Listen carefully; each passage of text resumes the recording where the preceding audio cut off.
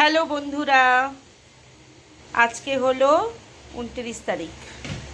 তো মাস পড়তে আর দুদিন বাকি। মাসকাবারির জিনিসের তো দরকার পড়েই যায়।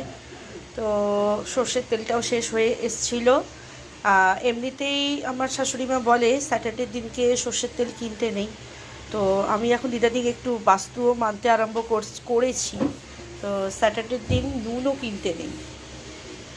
তো সেই কারণে নুন তো আছেই, বাকি এই টপসের একটা মিক্সড পিকল, এখানে আছে মিল্কমেড, এখানে একটা আমুল স্প্রে, আর এখানে ধারার কাচ্চিঘানি অয়েল।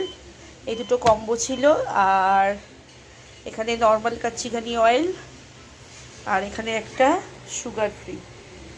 মানে যেহেতু আমি জেপ্টো বা ব্লিঙ্কিট থেকে আনা করাই, একসঙ্গে ওদের অনেক প্রেশার পড়ে যায় আর চারতলায় উঠতেও একটু কষ্ট হয়।